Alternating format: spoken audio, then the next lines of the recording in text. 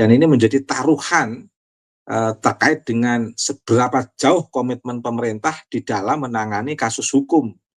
Dan Winongan menjadi satu studi kasus penting yang sekarang ini telah menjadi perhatian seluruh masyarakat Indonesia, seluruh umat Islam untuk mengukur komitmen pemerintah dalam konteks penegakan hukum dan keadilan. Karenanya kasus Winongan itu akan memberikan pemahaman hukum sebagai praktek kehidupan sehari-hari, mulai dari menghormati aturan dan dimulai dari menghormati aturan dari kuburan, Mas Herli. Saya jadi teringat pahlawan kita yang ikut terjun, Pangeran Diponegoro, ikut terjun perang kan bermula dari kawasan-kawasan makam yang pada dibongkar itu, Mas. Terus akhirnya merembet menjadi kasus perjuangan nasional yang memiliki relevansi langsung dengan tugas-tugas penegakan hukum. Ada yang menarik juga, Mas, dalam kasus Winongan itu, yaitu memberikan peran keteladanan. Pemimpin dan aparat penegak hukum harus menjadi contoh nyata dalam mematuhi hukum. Jadi kasus Winongan itu akan menjadi satu catatan penting. Apakah penegak hukum dan para pemimpin ini betul-betul mematuhi hukum atau tidak?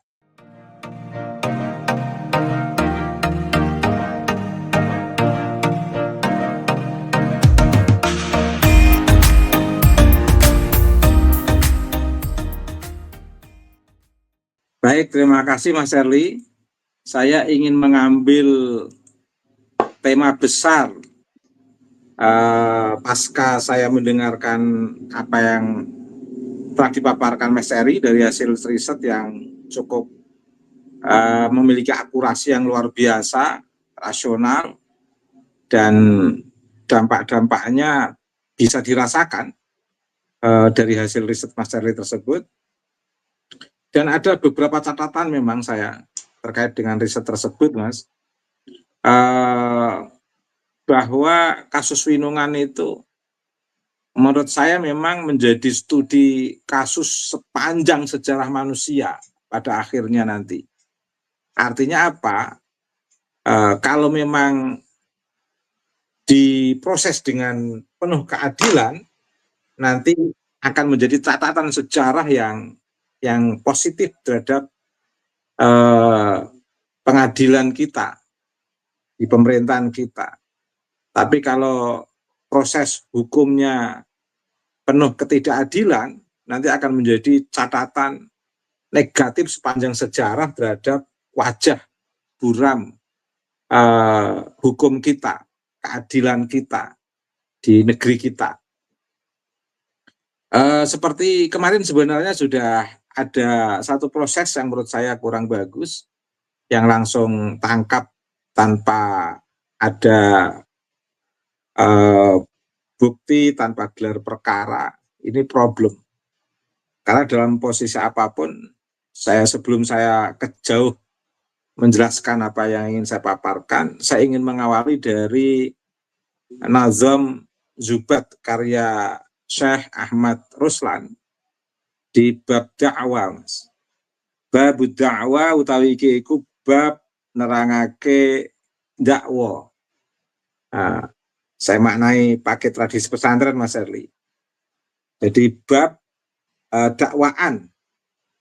Dua nazam saja yang ingin saya baca. Intammatid da'wa bisyai'in ulima sa'ala qaldin khasmahu wa hakama. Intammat lamun sempurna apa dakwaan bisyai'in kelawan suwiji-wiji ulima kang kinaweruan ya sa'ala mongko takon sapa qaldi khasmahu ing musuhe mudda'i wa hakama lan ngukumi ya qaldi. Jika dakwaan atas sesuatu yang diketahui telah sempurna, maka hakim harus bertanya kepada terdakwa dan kemudian menghukum. Ada dakwaan yang dakwaan itu telah diketahui sempurna dengan berbagai bukti dari si pelapor, laporan polisi lah katakan begitu, itu tidak boleh langsung tiba-tiba tangkap tanpa mengintegrasi atau tanpa menanyakan duduk persoalan kepada orang yang terdakwa. Teks klasik Hasanatul Ros kita itu sangat bagus menjelaskan itu, Mas. Bagian daripada tradisi pesantren itu. Iya tarif khosmun fa iyajhad wasam bayinatun bihaqqi mudda'in bayinatun bihaqqi mudda'in hakam. Iya tarif lamun ngakoni sapa khosmun sapa musuhe fa iyajhad, ya. Ada yang baca fa iyajhud, ya. Mongko lamun angas sapa khosm musuhe wasam lan iku tetep ing dalem kono-kono panggonan bayinatun utawi bayinah bihaqqi mudda'in kang negesi kelawan hakim mudda'in hakama mongko ngukumi sapa qadhi. Oh, jelas ini. Jika terdakwa itu mengakui dan jika terdakwa mengingkarinya, maka hakim boleh menghukumi apabila di sana terdapat saksi yang menguatkan kebenaran orang yang mendakwa. Tidak langsung menangkap asal tangkap begitu tanpa gelar perkara, tanpa duduk persoalan, tanpa kesaksian yang kuat dan lain sebagainya. Proses awalnya baik dari perspektif hukum Islam maupun dari perspektif hukum konvensional itu sebenarnya sudah salah sebenarnya, Mas. Tapi meskipun demikian, pihak kepolisian punya kewenangan kalau memang dikhawatirkan yang bersangkutan melarikan diri. Nah, tapi apakah iya apa yang bersangkutan melarikan diri itu kan juga perlu dipertanyakan. Tapi oke lah, tidak apa-apa, atau sudah lewat. Sekarang sudah proses hari kelima kelihatannya, Mas. Hari kelima atau keempat, kelima kelihatannya. Nah, artinya apa? Silahkan, ini proses tetap berlangsung, tetapi pemerintah daerah harus hati-hati. Berbagai komponen yang terkait dengan pihak-pihak yang memiliki kewenangan terhadap proses keadilan di tengah masyarakat Winongan Pasuruan itu betul-betul harus menerapkan sikap kejujuran. Kalau tidak akan menjadi studi kasus sepanjang sejarah manusia. Kalau memang baik akan menorehkan sejarah keadilan yang baik. Kalau memang tidak baik akan mencatat sejarah keadilan yang buruk di negeri ini. Dan ini seperti yang Mas Charlie paparkan tadi dari hasil riset Mas Charlie, akan berdampak kepada presiden sebagai leader dan sekaligus manajer negeri ini dalam konteks sistem pemerintahan, dalam konteks eksekutif. Karenanya kalau sekiranya ada tanda-tanda ketidakadilan yang akan berlangsung di kasus Winongan, saya berharap Pak Presiden juga ikut memberikan warning agar betul-betul ditegakkan hukum di negeri ini dalam studi kasus di kasus Winongan misalnya. Ada banyak hikmah yang bisa saya petik dari fenomena kasus Winongan itu, Mas Sherly. Pertama, kasus Winongan itu bisa menjadi pelajaran penting untuk bangsa Indonesia. Sekaligus untuk menguji Bapak Presiden, meskipun itu kawasan daerah yang memiliki kewenangan tersendiri. Tapi paling tidak, kalau ini tidak dikawal dengan baik dan tidak ditangani dengan baik, akan berdampak buruk dalam konteks hukum kita. Dan itu akan meluas di seluruh Indonesia. Karena kasus terkait dengan makam yang berhubungan dengan Mbak Alwi itu tidak hanya di kasus Winongan, di kasus di Kudus, di Semarang, banyak yang memang perlu diluruskan. Banyak yang perlu diluruskan. Dan Winongan apabila tidak ditangani dengan baik, wah itu bisa kayak ini Mas, kayak bola salju atau kayak gunung es pada saatnya meleleh akan betul-betul meleleh. Ibarat rumput di padang terik matahari sekali tersulut akan merambah kemana-mana. Makanya Winongan menjadi satu program mercusuar dalam tanda kutip untuk penegakan keadilan yang harus penuh keadilan. Karena itu akan menjadi pelajaran penting bagi seluruh rakyat Indonesia, tidak hanya kasus Winongan.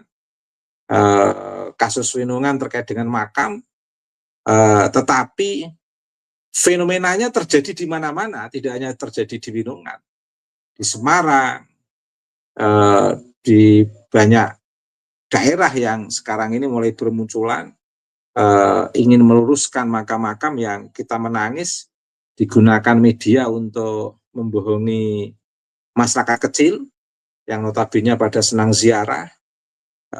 Kalau mereka yang berilmu, yang berwawasan bisa melakukan verifikasi.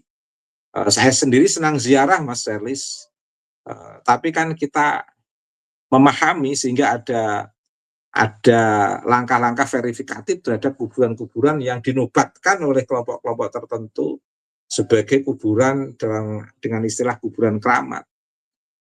Di luar dugaan di sana ada distorsi-distorsi, ada pembelokan-pembelokan sejarah melalui pemakaman para tokoh-tokoh Nusantara yang dalam konteks ini telah dibaklikan secara real.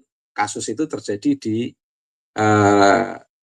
Lemper Semarang, KRT Sumodiningrat itu Mas. Hikmah yang pertama, bisa menjadi pendidikan hukum bagi masyarakat kasus Winongan itu Mas Serli. Dan ini bisa bisa diintegrasikan antara pendidikan hukum dalam kesadaran masyarakat. Jadi kasus Winongan itu seperti laboratorium yang sangat luar biasa Mas. Jadi tidak hanya laboratorium dalam ruangan gedung, tapi laboratorium dalam lingkungan masyarakat bagi para praktisi hukum atau bagi masyarakat yang ingin turut menonton atau memiliki kesadaran terhadap arti pentingnya hukum di negeri ini. Karena negara yang penuh berperadaban itu harus menjadikan hukum sebagai panglima. Winongan nggak boleh main-main karena sedang disorot oleh seluruh rakyat Indonesia. Bahkan disorot oleh seluruh umat Islam yang ada di dunia yang sekarang ini telah menonton perkembangan pembelokan atau perkembangan pelurusan sejarah bagi para leluhur yang di dalam banyak kasus telah dibelok-belokkan. Ini mengundang banyak perhatian para aktivis, para mahasiswa yang ada di dalam dan di luar negeri, bahkan oleh para peneliti sejarah, baik yang ada di dalam maupun di luar negeri. Sekarang ini sudah semakin banyak riset-riset terkait dengan pembelokan makam, Mas. Riset-riset terkait dengan pembelokan sejarah.